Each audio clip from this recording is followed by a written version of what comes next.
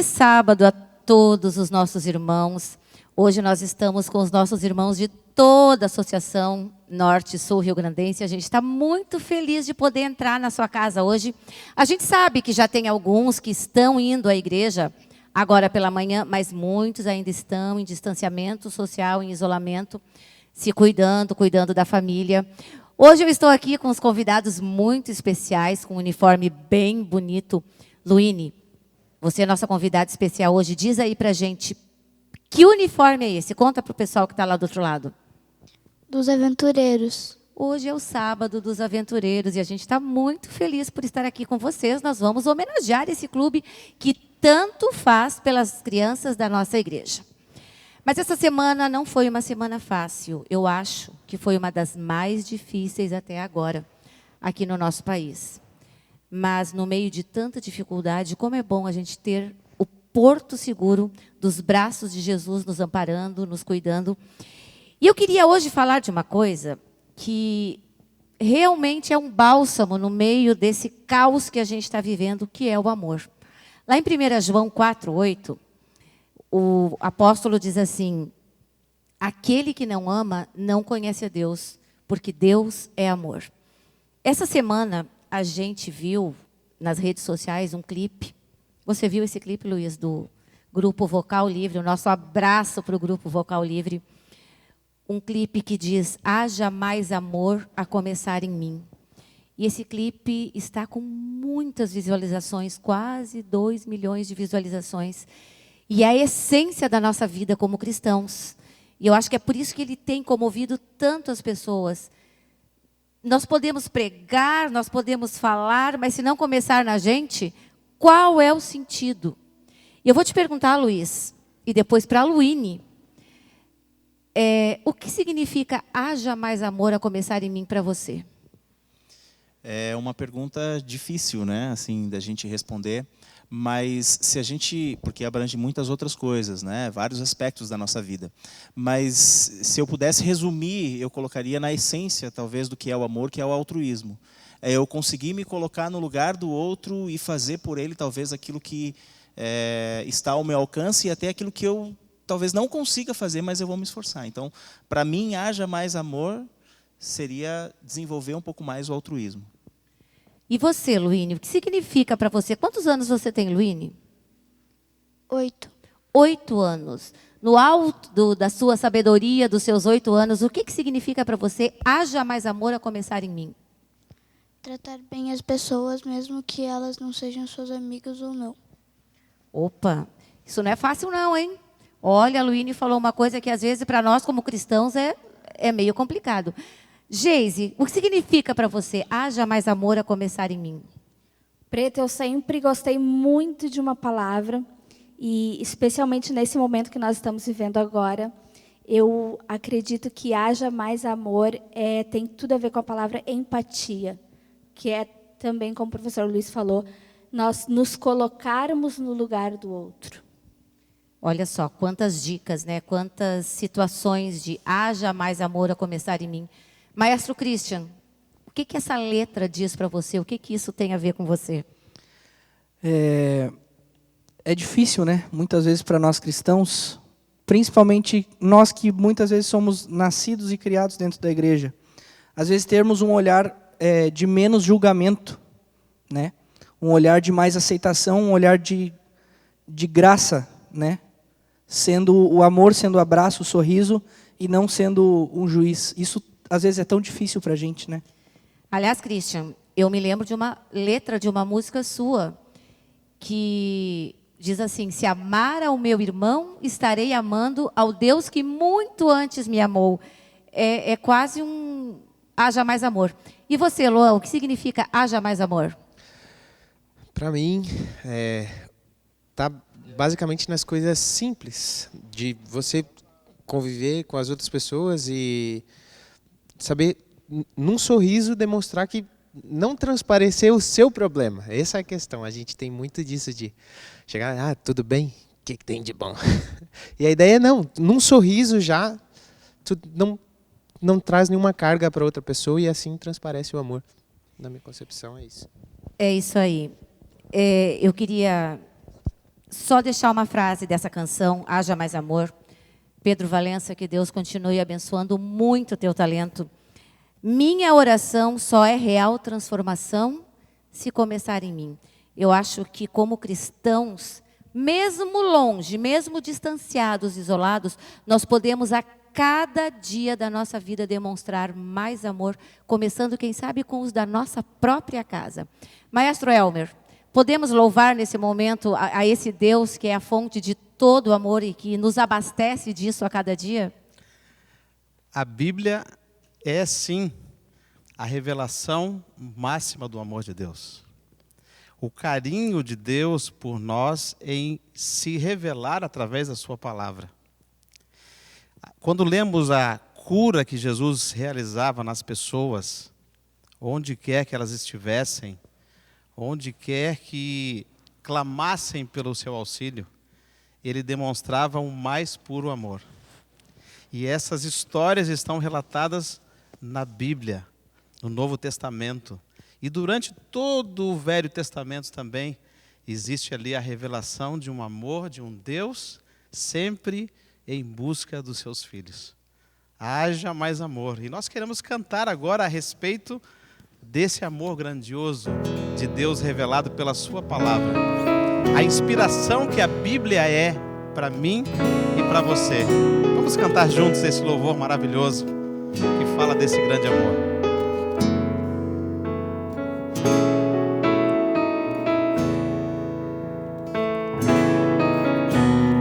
Grande e lindo é o amor de Deus,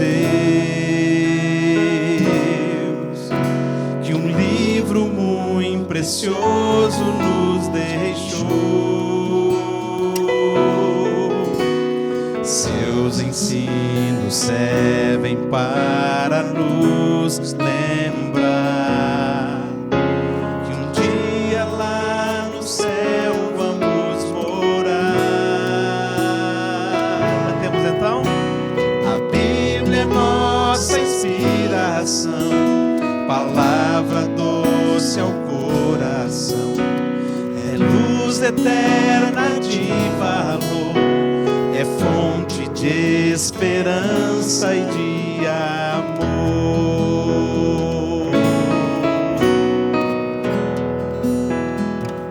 E as curas de Jesus? Curas e milagres de Jesus. A Bíblia tantas vezes nos mostrou. Sempre nós devemos este livro amar, pois muitas vidas pode transformar. Já te dizemos? A Bíblia é nossa inspiração, palavra doce ao coração, é luz eterna de valor, é fonte de esperança e de amor.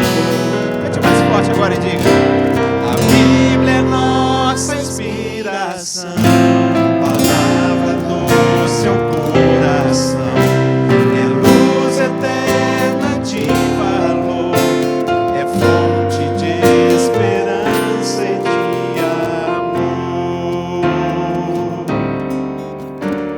É fonte de esperança e de amor.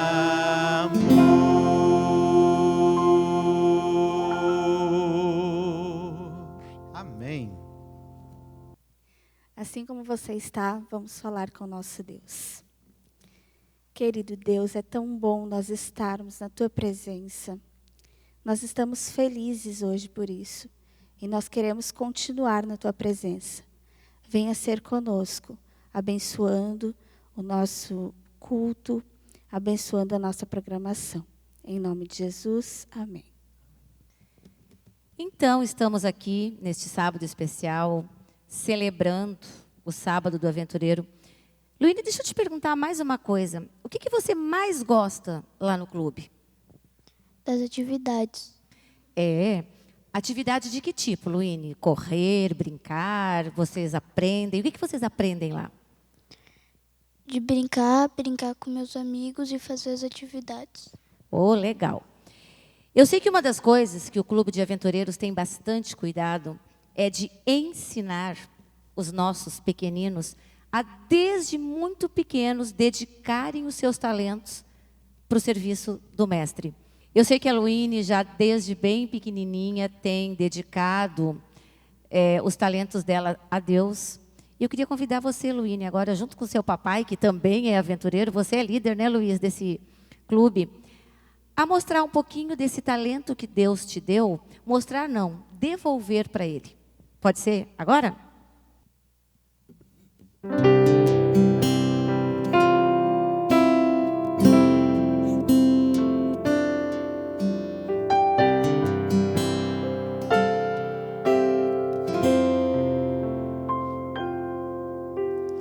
Ela era camponesa que sonhava em ser princesa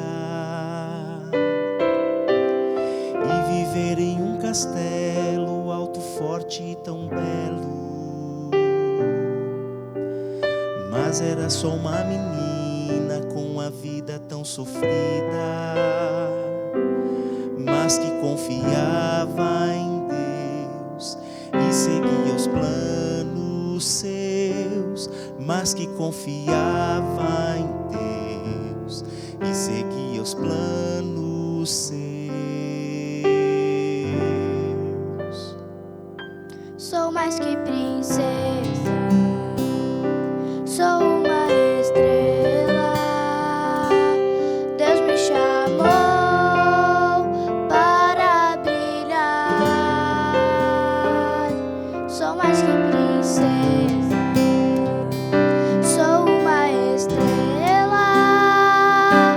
Deus me chamou para iluminar.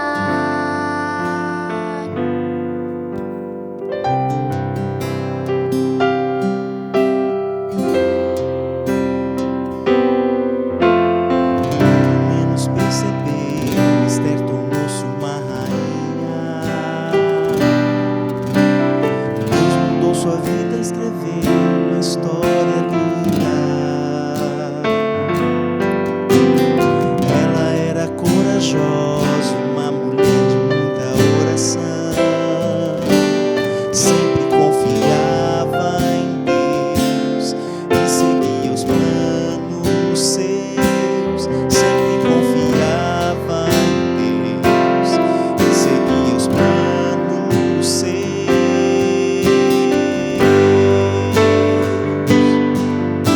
Sou mais que princesa, Você é sou princesa, uma estrela. você é estrela. Deus me chamou para brilhar.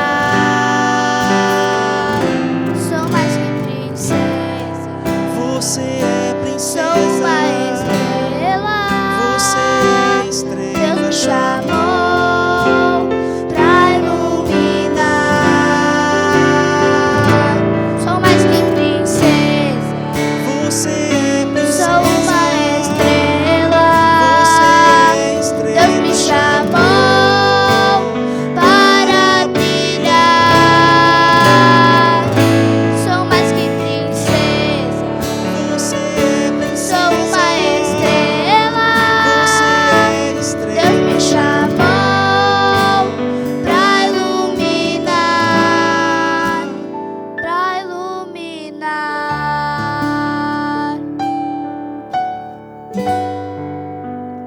para iluminar.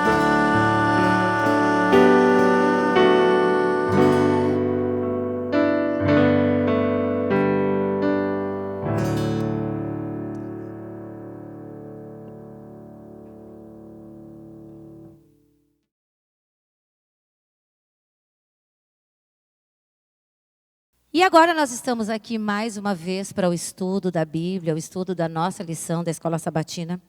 E eu confesso para vocês que hoje eu estou me sentindo muito privilegiada, porque estou aqui com dois ícones da Igreja Adventista aqui no sul do Brasil, que é o Dr. Elevon Rosa e o pastor Elbio Menezes. Sejam muito bem-vindos. Nós estamos hoje na casa de todos os membros da Associação Norte-Sul Rio-Grandense. A nossa lição dessa semana, eu confesso para vocês que eu achei muito gostosa de estudar. Ela é quase um resumão da Bíblia inteira, né? Olha só o que eu percebi aqui. Criação, sábado, plano da redenção, o Messias, dilúvio, casamento, administração da terra e, finalmente, a nova criação. Tudo isso está fundamentado lá nos primeiros capítulos do Gênesis. E é justamente isso que a gente vai estudar nesse sábado. Elevon, qual a importância do Gênesis para compreendermos a Bíblia? E uma coisa que eu acho que muitas pessoas se perguntam, a semana da criação é literal ou ela é meio simbólica, meio mitológica? Conta isso aí para a gente. Bom dia, igreja. Olha, Preta, isso aí é uma coisa bem interessante. Gênesis, os primeiros capítulos de Gênesis, eles têm um fundamento tão grande que grande parte da nossa doutrina é fundamentada ali em Gênesis.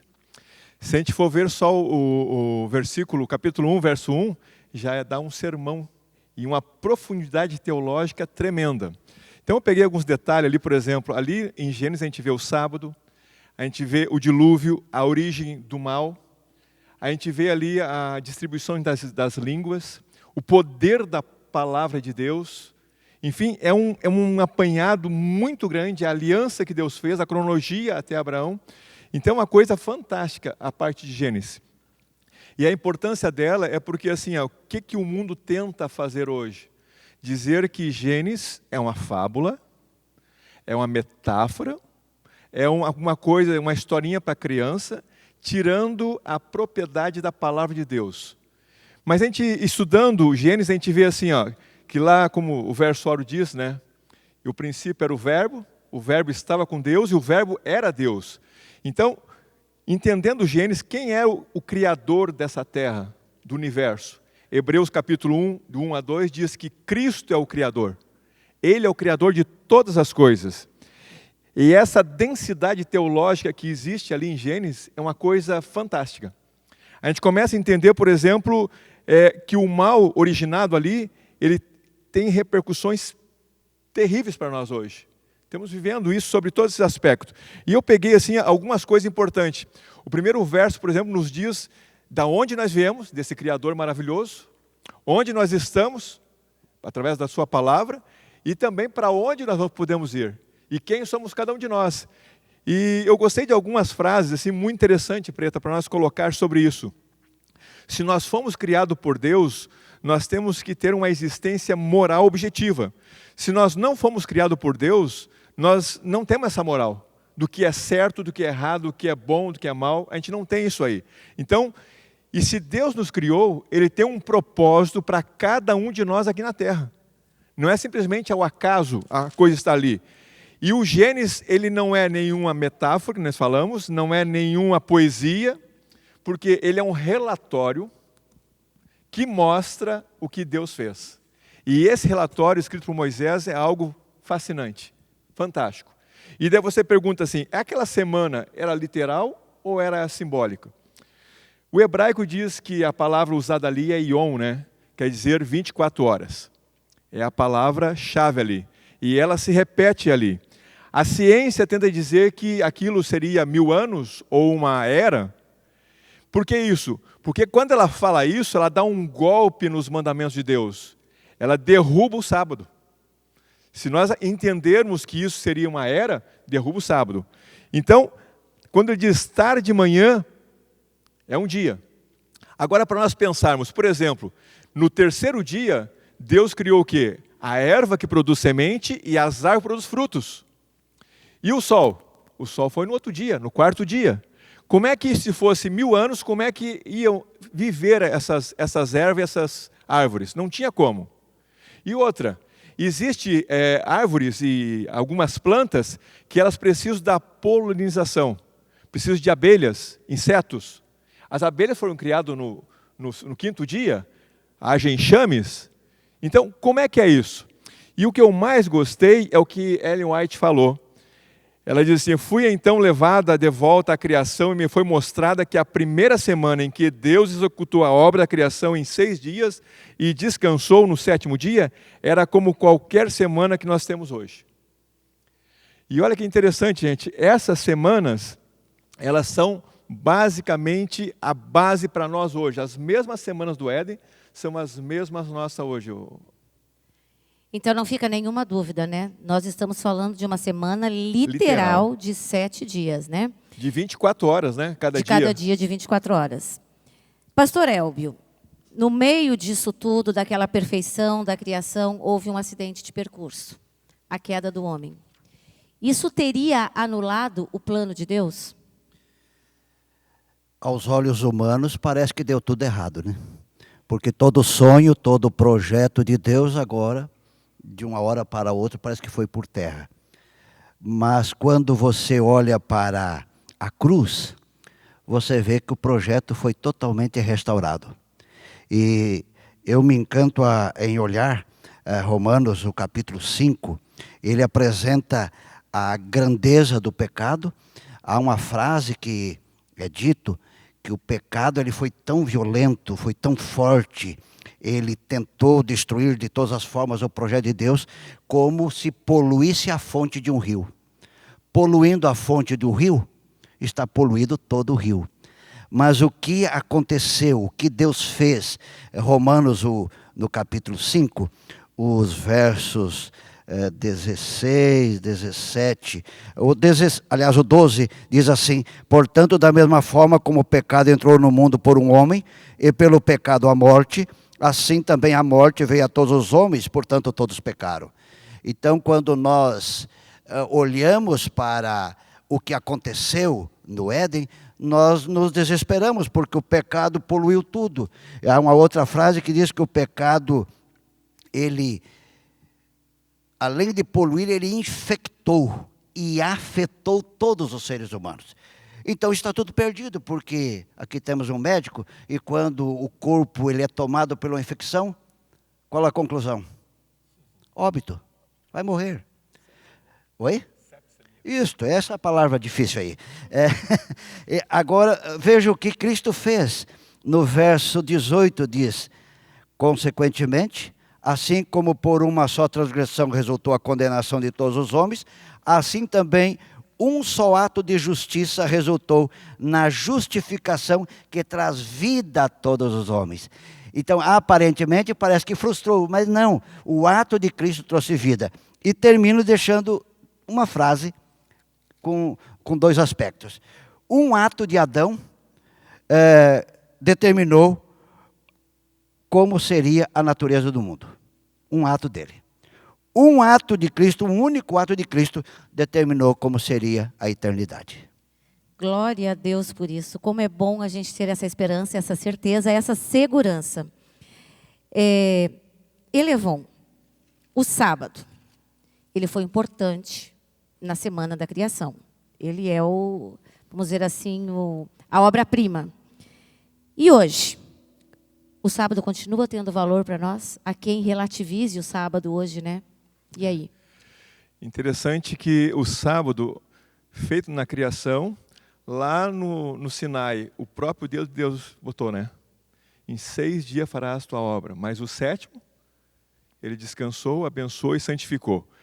E interessante também, a gente lê com detalhe, assim a gente começa a entender assim, quando é que Deus terminou a obra? Foi na sexta-feira? Não. E havendo Deus terminado no dia 7º a sua obra, então Deus terminou no dia 7º. Se ele terminasse na quarta, era 4 dias, semana, se terminasse na quinta, era 5º dia, mas terminou no dia 7º. Então, o que ele criou no dia 7º? O sábado. Ele não criou algo para nós adorar, ele criou o tempo. Ele é dono, ele é o rei, ele é o soberano, ele criou o tempo e o espaço. E esse dia ele disse, esse você vai adorar. Agora, o que mais me chama a atenção, que esse sábado é um sinal, é um selo de Deus. Por quê? Qual foi a ação de Deus no sábado? Descanso. E em cima do descanso, ele abençoou e mais, santificou esse dia. Então, quer dizer que o sábado é o fundamento da nossa adoração. E sábado, gente, tem que ver com salvação. Porque se eu não aceitar a Deus como soberano, como o rei, como o criador de todas as coisas, eu não vou aceitar o sábado. E eu não aceitando o sábado, isso é questão de salvação. Eu não aceito Deus como meu Salvador. Então, a importância de reconhecer em Cristo e na sua criação tudo que Ele fez tem relação com salvação, Ana. Então, essa é a nossa parte principal. Sábado tem a ver com adoração tem a ver com salvação.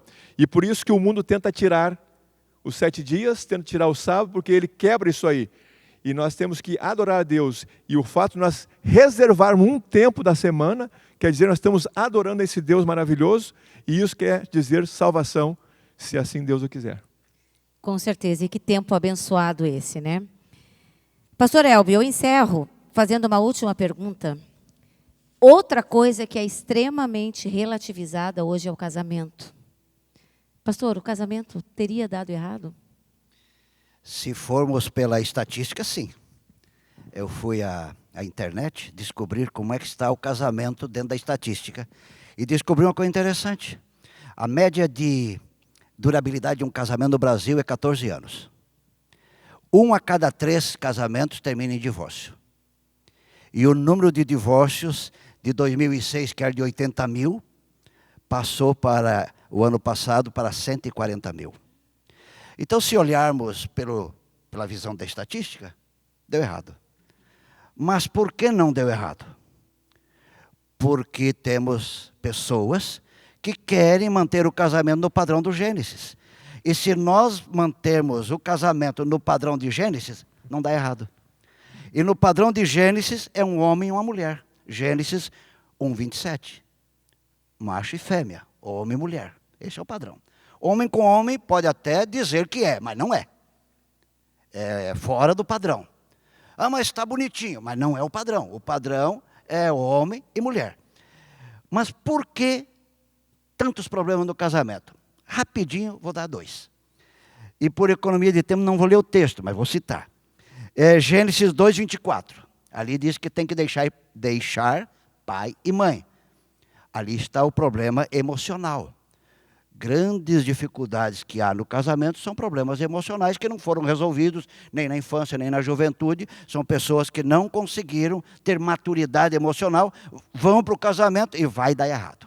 Por isso o modelo de Gênesis é: deixa pai e mãe, emocionalmente maduro, emocionalmente preparado para formar uma nova família. E há um texto que eu gosto muito, e esse, se você me permite, eu vou ler, que a lição não apresentou, mas é um segundo problema que é muito visto hoje. Provérbios capítulo 24, verso 27, na versão internacional diz assim: termine primeiro o seu trabalho a céu aberto. Deixe pronta a sua lavoura. Depois, constitua a sua família, ou, traduzindo para a linguagem mais jovem, né, já que aqui só temos jovens, né, case. O que está acontecendo hoje? Muitos vão para o casamento sem terminar o trabalho externo, sem arrumar a lavoura, sem terminar o trabalho em céu aberto e vão casar. Falta o quê? Maturidade financeira. Muitas pessoas vão para o casamento sem nenhum preparo financeiro e aí as brigas são intensas e intermináveis. Por isso, alguns dizem, deu tudo errado. Não, não dá errado. Se seguir o modelo de Gênesis, dá certinho. A gente lamenta, né? O nosso tempo é bem reduzido. Muito obrigada. A gente teria assunto para conversar aqui por muitos e muitos momentos ainda. Nós agora vamos ter mais um momento de adoração. Você aí nessa casa, com a sua família, vai adorar através dos dízimos e as ofertas e vai ver e ouvir como Deus tem cuidado do seu povo.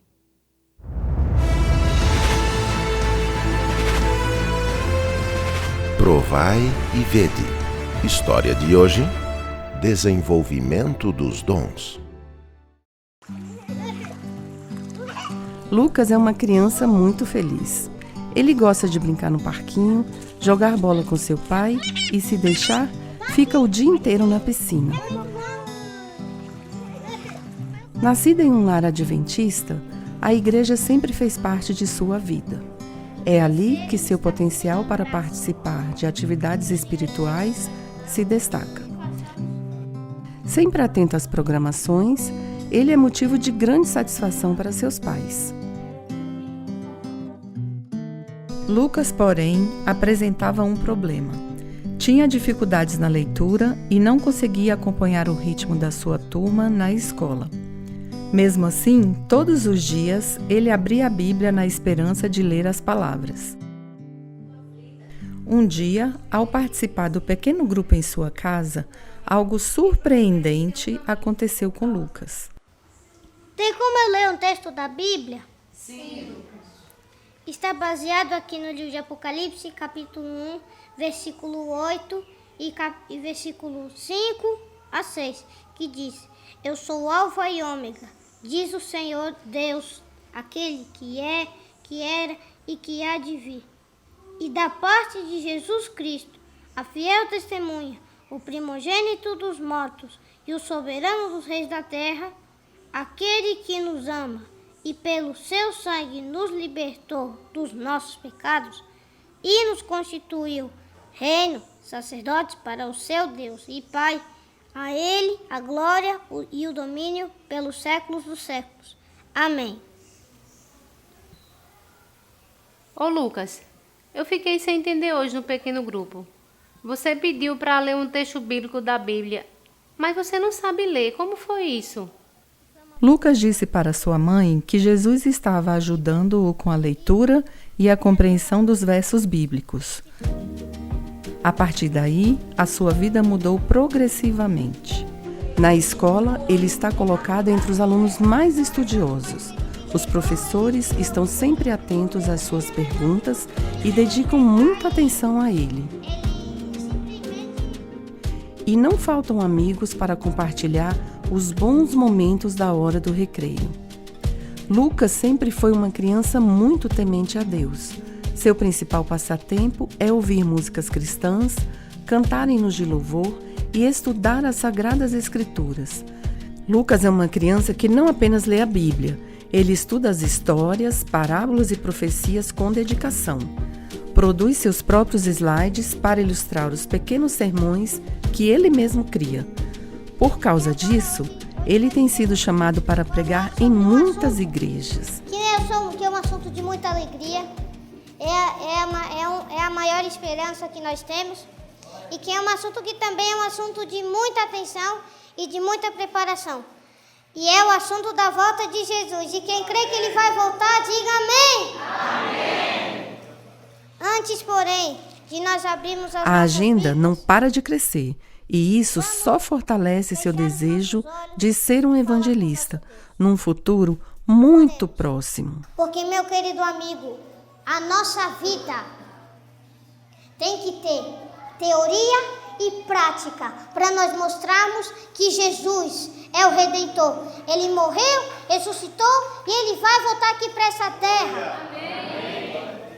Vem para os braços de Jesus. Nosso desejo é que todos os pais e os responsáveis estejam atentos à vida espiritual de seus filhos, criando as condições favoráveis para o envolvimento com os ministérios da igreja e o desenvolvimento dos dons espirituais. Quer ser feliz?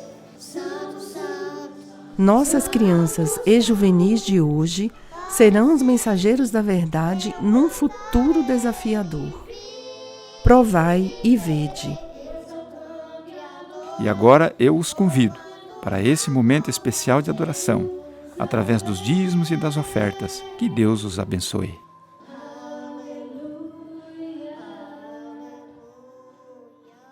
O momento que temos vivido é um momento que reforça como nunca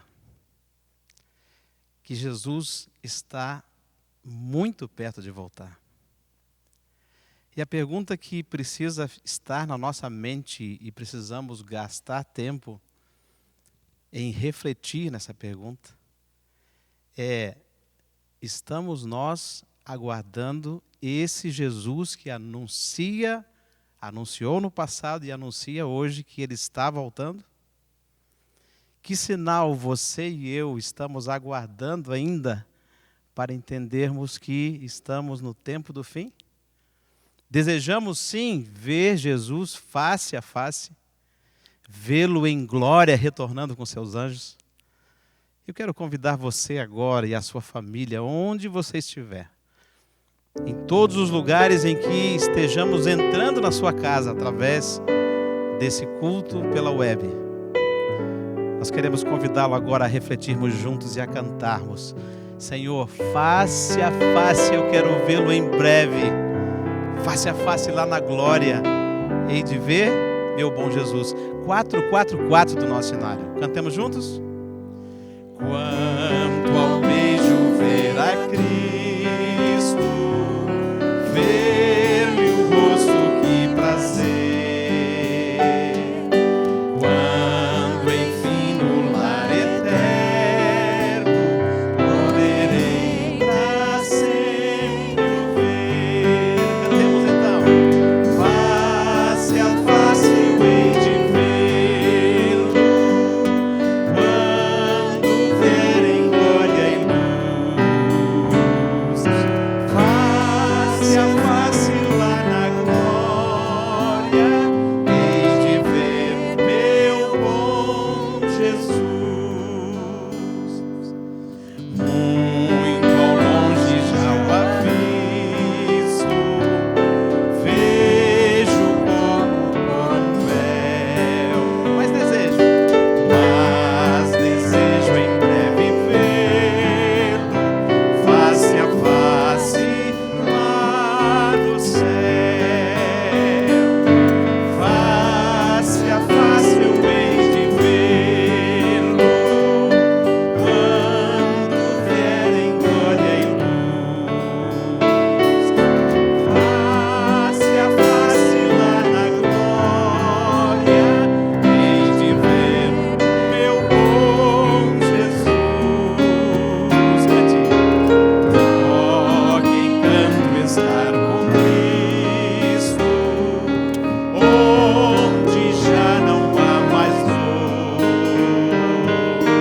livre de qualquer perigo, desfrutando seu amor.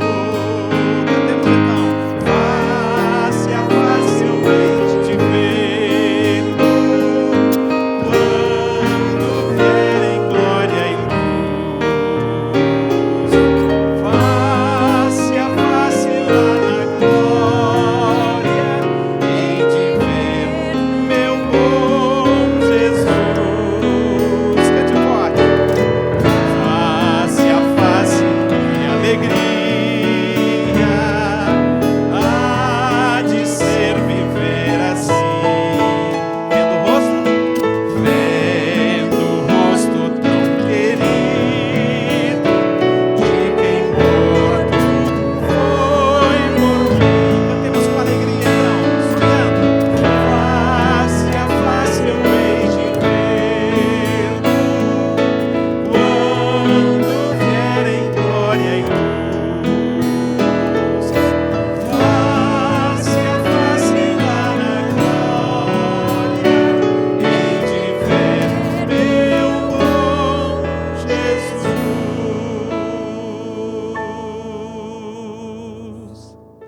Que maravilhoso é cantar que Jesus em breve voltará.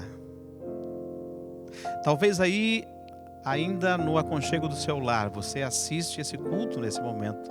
Não só assiste, mas você participa dessa adoração que nós oferecemos e ofertamos ao nosso Deus. Nós aqui não sabemos, não temos ideia de como foi a sua semana, das suas lutas, das suas dificuldades, das suas vitórias. Mas nós cremos e estamos aprendendo a cada dia a crer num Deus que conhece todas as coisas. Um Deus que quer se relacionar comigo e com você, face a face. Enquanto isso não ocorre, nós podemos nos achegar a Ele através da oração.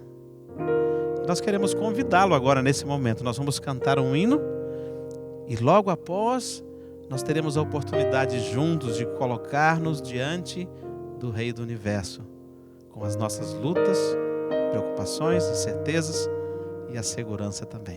Vamos cantar juntos? Eis aqui, ó Senhor, os meus desejos todos, só tu vês o que há em meu interior. Fraco estou e sem vigor, mas creio em teu amor. Com tua paz vem, ó Pai, encher meu coração.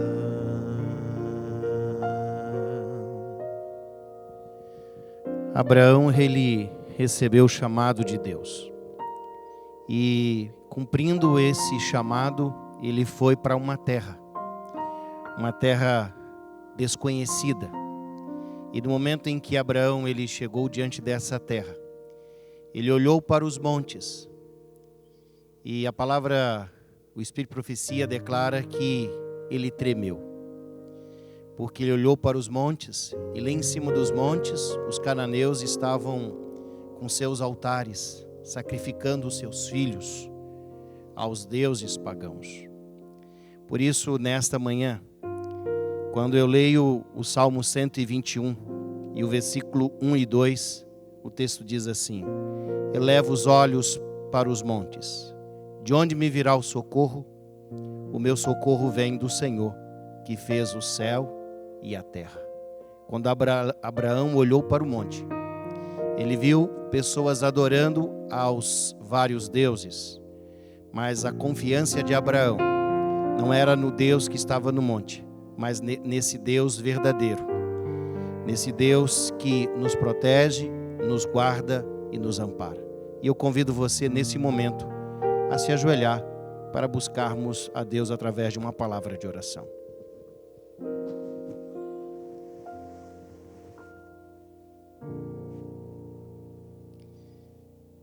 Querido Deus, muito obrigado pela vida, obrigado pela proteção e pelo cuidado. Obrigado, Senhor, porque nós estamos nesse momento ajoelhados aqui na igreja ou com as nossas famílias no nosso lar, para suplicar a Deus as bênçãos, para suplicar ao Senhor a proteção. Nos proteja, Senhor, nos guarde. Continue derramando as suas bênçãos sobre o teu povo e que mesmo diante dessa epidemia, nós possamos ser guardados por Deus. E se por acaso, Senhor, alguém for contaminado, que Deus possa nos amparar, nos dar a certeza também do cuidado e a certeza da vida eterna. Que Deus nesse momento também, Senhor, fale ao nosso coração, através da palavra que será cantada e da palavra que será refletida na palavra de Deus nessa manhã. Use o teu servo, pastor Vargas, como instrumento nas mãos do Senhor. E abençoe, Senhor, todas as nossas igrejas, todas as famílias e todas as pessoas que nessa manhã estão ouvindo a tua palavra. Por isso, Senhor, nós entregamos a nossa vida em tuas mãos. Não que haja em nós algum merecimento, mas nós fazemos isso porque nós cremos e confiamos completamente em ti. Nós rogamos isso no nome de Jesus. Amém. Amém, Senhor.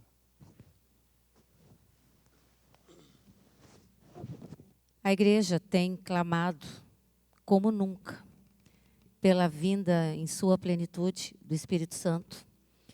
E Deus tem respondido, tem derramado o seu Santo Espírito sobre a igreja.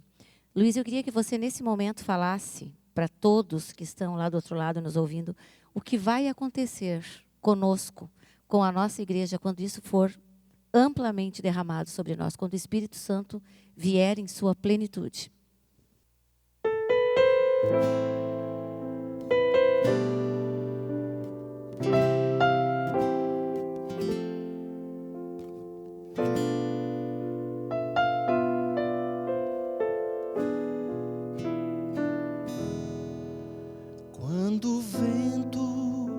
do Espírito soprar.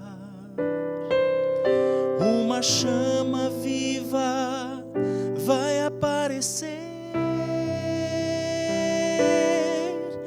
Nossos filhos e filhas irão profetizar. Nossos velhos sonharão e a igreja mudará. Quando a comunhão for a arma principal e a rotina desses dias sair do seu normal, descerá sobre nós o fogo do Espírito.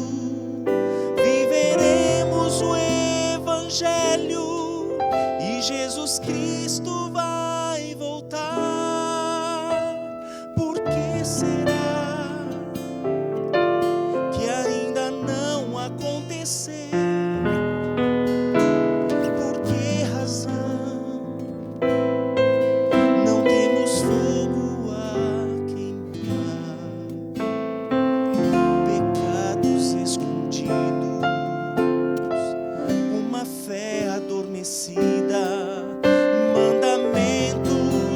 Insistimos em quebrar.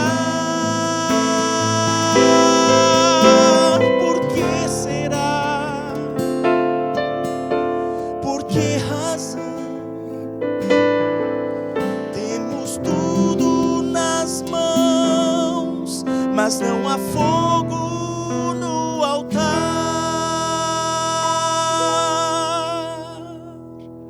Mas quando o vento do Espírito soprar, uma chama viva vai aparecer. Nossos filhos e filhas irão profetizar. Nossos velhos sonharão e a igreja mudará. Quando a comunhão for a arma principal e a rotina desses nossos dias sair do seu normal, descerá sobre nós o fogo do Espírito. Viveremos o Evangelho e Jesus Cristo vai voltar. Viveremos o Evangelho e Jesus Cristo vai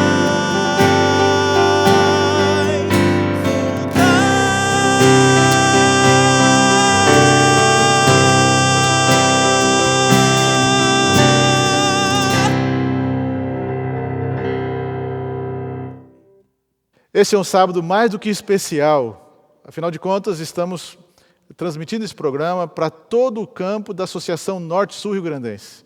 Que bom ter você participando com a gente, ter você louvando com a gente. E, aliás, muito obrigado, Luiz, pela música que você trouxe nessa manhã. Música que inspirou, preparou para esta mensagem. E, ao mesmo tempo, ele está representando um grupo, que é o grupo dos aventureiros. Este é o sábado dos aventureiros. Temos vários clubes no nosso campo. E essa semana foi a semana do lenço para eles.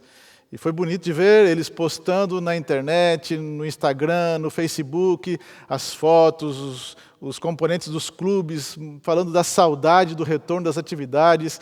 Como é bom ver essa turma empolgada. Ontem à noite nós fizemos uma live que foi transmitida para todo o campo, para os aventureiros. E foi um programa muito bonito e eu tenho a certeza que você assistiu aí da sua casa. Portanto, parabéns a todos os nossos clubes e nós também estamos torcendo de que as atividades de vocês voltem ao normal o mais rápido possível. Eu quero convidar você agora, junto comigo, a abrir a Bíblia no Evangelho de Mateus, capítulo 7. Evangelho de Mateus, capítulo 7, e os versos 21 a 23. Mateus, capítulo 7, versos 21 a 23. Você pode acompanhar aí na sua casa, e o texto diz assim: nem todo o que me diz Senhor, Senhor entrará no reino dos céus, mas aquele que faz a vontade de meu Pai que está nos céus. Verso 22, muitos naquele dia vão dizer: mas Senhor, Senhor, porventura não profetizei no teu nome? Em teu nome não expelimos demônios? Em teu nome não fizemos muitos milagres? E olha o verso 23. Então lhes direi explicitamente: nunca vos conheci. Apartai-vos de mim, vocês que praticam a maldade. Em 2016, no Brasil, em nosso país, foi realizada as Olimpíadas. A tocha olímpica, ela chegou no Brasil, vindo da Grécia, passou pela Suíça e passou por 300 cidades do nosso país, e no dia 4 de agosto, ela foi acesa, a chama olímpica no Rio de Janeiro. A chama, ela é o maior símbolo do espírito olímpico. A primeira vez que uma chama olímpica foi acesa foi em 1928, em Amsterdã. 4 anos mais tarde, em 1932, esta mesma chama olímpica ela voltou a ser acesa nos Jogos Olímpicos no estádio de Los Angeles. E por ocasião do encerramento e ao apagar a chama olímpica na pira, no estádio de Los Angeles, um senhor chamado Pierre de Coubertin, ele escreveu a seguinte frase: que a tocha olímpica siga o seu curso através dos tempos para o bem da humanidade, cada vez mais ardente, corajosa e pura. Bom, não é sobre a tocha olímpica que eu quero falar nesta manhã, mas é sobre uma outra tocha que o Evangelho traz para mim e para você. A Bíblia, ela traça uma semelhança de transmissão de geração para geração. A tocha olímpica, ela é transmitida de um país para outro, de um continente para outro, de uma cidade para outra, mas a Bíblia trata da transmissão da tocha do Evangelho, da transmissão da pregação do Evangelho de geração para geração. Há uma diferença significativa na chama olímpica para a chama que está narrada na Bíblia, que é a do Espírito Santo. Os patriarcas, os profetas do Antigo Testamento, eles carregaram-na bravamente, repassando através das gerações, até o momento em que chegou para Cristo Jesus. Cristo, durante seus 3 anos e meio de ministério, com intensidade, ele proclamou a chama do Evangelho nos seus dias. E com maior intensidade ainda, ele explodiu com o poder do Evangelho, quando ele morre em favor da humanidade e ressuscita dos mortos, deixando o seu túmulo vazio. Poucos dias depois, volta para junto do Pai. E alguns dias depois, 120 pessoas, junto com os apóstolos, receberam nos seus corações a chama de Cristo e começaram a espalhar por Jerusalém, Judeia, Samaria e até os confins da terra. O livro de Atos, ele narra a saga da chama que se espalhou através desses primeiros atletas de Cristo. Moody, um grande escritor evangélico, certa vez escreveu assim: o mundo está para ver o que Deus pode fazer através de uma pessoa completamente entregue nas mãos de Deus. A igreja, podemos dizer, é um gigante adormecido. A igreja precisa despertar do sono espiritual para, com poder, com fervor e com a chama do poder do Espírito Santo, se levantar para levar esse evangelho ao mundo inteiro, do jeito que Mateus 24,14 pede e exalta como a última profecia que falta ser cumprida para que Cristo possa voltar. A igreja precisa sair das 4 paredes e sair para Jerusalém, Judeia, Samaria e até os confins da terra e pregar esse evangelho. Sabe por quê? Porque sem o poder do Espírito, podemos ter igrejas grandes, mas não igrejas vivas. Sem o poder do Espírito, podemos ter grandes templos, mas não congregações santas. Sem o poder do Espírito, poderemos ter um culto solene e pomposo, mas não a convicção de pecado e sede de Deus. Sem o poder do Espírito, poderemos realizar grandes obras, mas não estender as estacas do reino de Deus no coração de milhares de pessoas. Preste atenção comigo agora num texto do livro Grande Conflito, página 464. Preste atenção no texto que eu vou ler para você agora. Olha só. Olha o que está escrito nesse livro aqui. Antes dos juízos finais de Deus caírem sobre a terra, haverá entre o povo de Deus um reavivamento da primitiva piedade como nunca fora testemunhada desde os tempos apostólicos. Agora, preste atenção.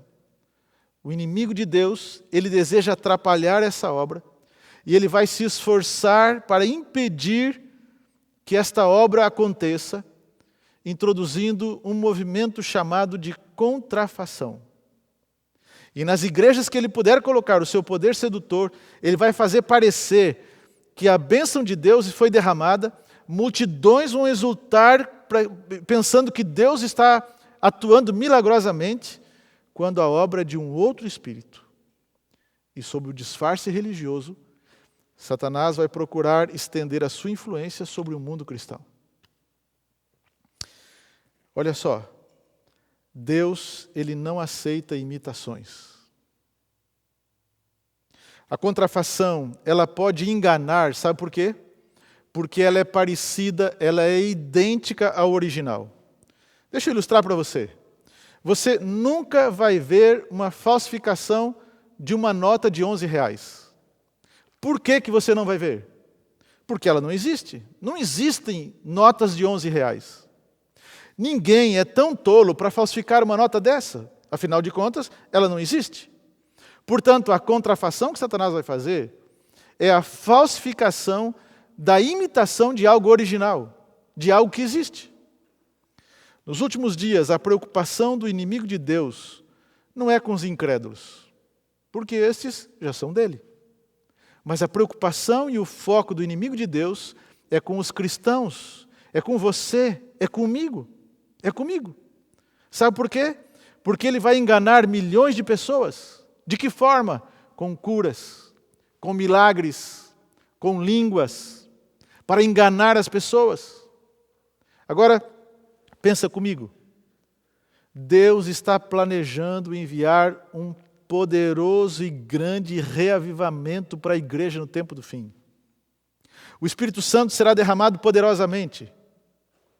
Ao mesmo tempo, o inimigo vai tentar atrapalhar esse derramamento da última chuva e vai introduzir um falso reavivamento sob um disfarce religioso. Satanás vai enganar milhares de pessoas. Será um engano religioso. O palco está sendo construído, sabe quando para isto? Agora. E eu vou te explicar como. Crise após crise tem afetado o mundo rapidamente. Estamos vivendo nos dedos, nos pés da estátua de Daniel, onde os países tentariam se unir. Eles fazem acordo de paz, poucos dias depois, poucos anos depois, eles não conseguem se unir, não conseguem trabalhar. Ataques terroristas, desastres naturais, problemas políticos. E quanta incerteza na política, quanta desavença, incertezas financeiras. Tudo isso tem preocupado as pessoas, tem causado pânico às pessoas, angústia, ansiedade, fobias, dando incerteza. Você não sabe o que vai ser amanhã. Agora, pensa comigo outras coisas aqui. Deus vai operar milagres nos últimos dias. Nem todos os milagres serão falsos. Deus vai operar maravilhas nos últimos dias. Agora, olha só, Satanás também vai operar milagres nos últimos dias. E a pergunta que me resta é: como vamos saber a diferença entre ambos? Deus nos dá a resposta. É Mateus capítulo 7 que acabamos de ler. Nem todo aquele que me diz Senhor, Senhor entrará no reino dos céus, mas somente aquele que faz a vontade de meu Pai que está nos céus. Não adianta você fazer coisas em nome do Senhor, se você não é dele. E agora eu vou dizer para vocês algumas coisas. Muitas pessoas têm feito milagres por aí, em nome de Jesus. E o mestre vai dizer: não conheço vocês. Mas por que não conheço? Como não conhece? Porque para eles o mais importante eram os milagres e não fazer a vontade de Deus. Não era obediência aos mandamentos de Deus e nem aos princípios divinos. Para eles, os milagres eram mais importantes do que conhecer a Deus de verdade. Para eles, agradar as pessoas e fazer o que as pessoas estão pedindo era mais importante do que obediência para Deus. Para eles, os milagres eram mais importantes porque as pessoas saíam satisfeitas, mas não conheciam Deus e não sabiam qual era a vontade de Deus para eles. A principal intenção era receber cura. A principal intenção é receber o favor de Deus ou os favores de Deus. Mas a principal preocupação não é fazer a vontade de Deus e nem obedecer aquilo que Deus pede para a gente fazer através dos seus ensinamentos e dos 66 livros que Deus deixou para a gente como regra de fé. A experiência exterior é mais importante do que a realidade interior. Na verdade, o emocionalismo é mais importante do que a obediência. Cuidado com qualquer reavivamento religioso que está mais preocupado e fundamentado nas emoções do que em obedecer a Deus. Para os discípulos receberem o Pentecostes em Atos 2, eles fizeram algumas coisas. E para a igreja, nos dias de hoje e nos próximos dias, receber a chuva serôdia, o batismo do Espírito Santo, vai ser extremamente importante a gente estabelecer e fazer algumas coisas, como os discípulos fizeram em Atos 2. Buscar a Deus em oração é dedicar tempo na presença de Deus, é comunhão com Deus. É por isso que Mateus 7 diz: se vocês fizerem tudo isso, mas só para agradar pessoas e não ao meu nome, eu não conheço vocês. Para receber a chuva serôdia, eu preciso buscar a Deus em oração e dedicar tempo na presença dEle, para ouvir aquele que deseja para a minha vida. É confessar e se arrepender dos seus pecados. É seguir os mandamentos de Deus. E os mandamentos de Deus não são 9, não são 8, são 10. É uma vida de obediência a Deus, é estudo da Bíblia, é reavivamento sem estudo da Bíblia, é logo reduzido a emocionalismo ou a alguma forma de fanatismo. Quem vai receber a chuva serôdia nos últimos dias serão aqueles que estão preocupados e interessados e levando a mensagem para outros e levando mais gente para o céu. É a capacitação da igreja para pregar a última mensagem ao mundo. É o momento oportuno para duas coisas: reavivamento e reforma. Duas coisas que aconteceram no Pentecostes em Atos 2 e que está para acontecer agora, daqui para frente. Reavivamento e reforma. Reavivamento é fazer o que Deus pede. Reavivamento é dedicar tempo para estudar a palavra de Deus.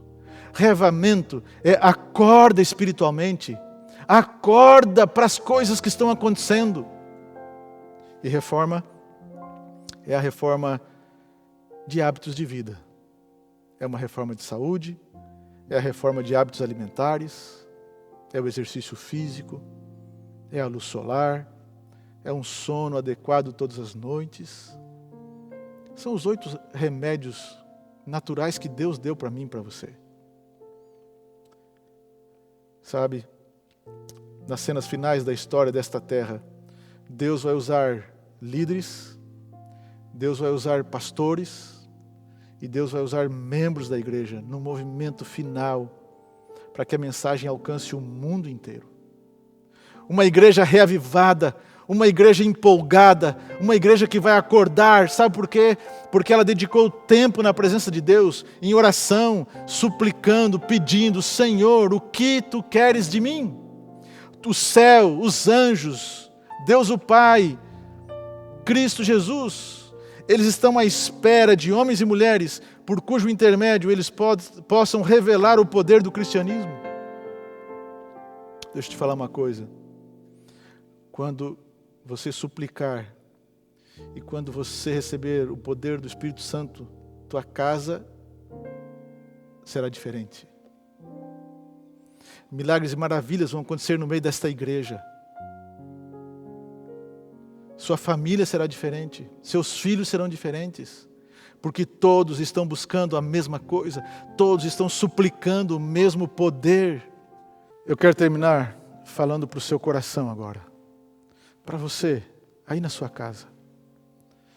Sabe, Cristo está voltando, e a chuva serôdia, o poder do Espírito Santo, já está sendo derramado sobre a igreja de Deus. Ele já está levantando uma igreja para ser diferente daqui para frente. Ele deseja que a sua casa, a sua vida seja diferente. Deus está esperando por mim e por você para se levantar e fazer aquilo que Deus está pedindo. Caia de joelhos, ore, estude esse livro, Bíblia, pesquise, para não sermos enganados nos momentos finais da história desse mundo. O tema dessa manhã foi bem próprio para você e eu discernir e saber discernir no momento certo onde está os verdadeiros milagres de Deus e onde está a contrafação. Porque Deus criou você para ser salvo. Deus chamou eu e você para esse mundo para irmos para os céus e para levar mais gente para o céu. Eu quero convidar você nessa manhã a entregar sua vida, sua casa, sua família nos braços de Deus. Orem juntos em casa, estudem a palavra de Deus, dediquem tempo para a oração e dediquem tempo para levar esse evangelho a outras pessoas. Que Deus te abençoe, que Deus te guarde, que Deus te dê a paz e nos dê a alegria e o privilégio de estarmos eternamente com Cristo quando Ele voltar. O Espírito de Deus quer realizar uma obra no meu e no seu coração.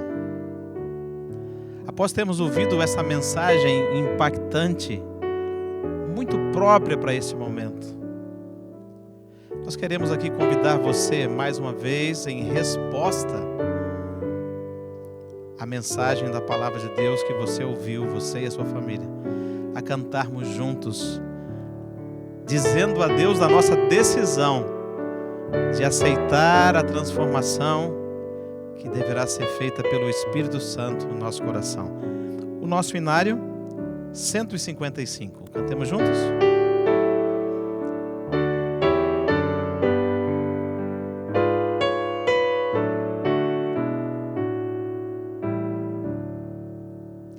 Vive, Santo Espírito, neste meu pobre ser, faz no meu coração a luz do céu resplandecer. Cantemos juntos. Vive em mim, Santo e bom Consolador, limpa do mal meu coração, nele só o amor. Fala, Santo Espírito, fala-me com poder, pois para a redenção real eu quero renascer. Esse é o desejo, cante. Vive em mim, Santo e bom Consolador, limpa do mal meu coração.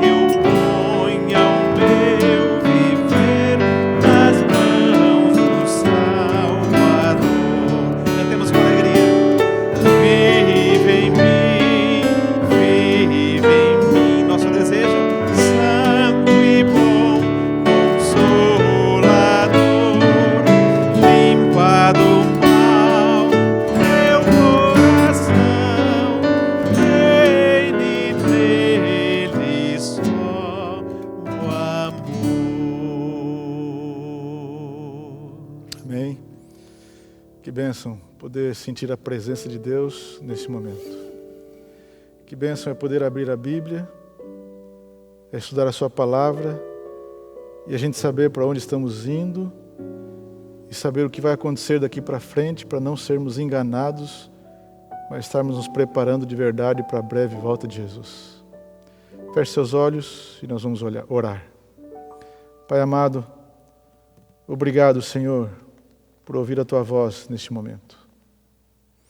Obrigado, Pai, porque Tu deixasses nas páginas sagradas desse livro o caminho certo para a gente poder andar, para não sermos enganados e sermos advertidos qual caminho precisamos continuar caminhando, andando, até que Tu voltes. Pai, abençoes a cada um daqueles que estão assistindo nesse momento. Abençoes a Tua igreja nesse campo, no mundo, no nosso país. Cuida da situação política, econômica, religiosa do nosso país também. Que a Tua vontade seja feita, ó Pai. Há tantas pessoas sofrendo, seja o médico dessas pessoas. E agora continues com a gente no restante desse dia, dessa próxima semana, com a Tua bênção, em nome de Jesus. Amém. E assim terminamos mais um sábado muito especial, onde homenageamos as crianças da nossa igreja, os aventureiros. E que você não se esqueça, essa semana, trabalhe com a sua família, trabalhe com você mesmo, o fato de haja mais amor a começar em mim. Como eu disse, os templos até podem estar fechados, mas a igreja está escancarada e mostrarmos amor às pessoas que estão ao nosso redor é uma excelente maneira de mostrarmos Jesus a elas. E eu termino com o texto que resume tudo que foi falado aqui nesta manhã, o texto de Atos, capítulo 1, verso 8. Porém, quando o Espírito Santo descer sobre vocês, vocês receberão poder e serão minhas testemunhas em Jerusalém, em toda a Judéia e Samaria e até nos lugares mais distantes da terra. Feliz sábado a todos.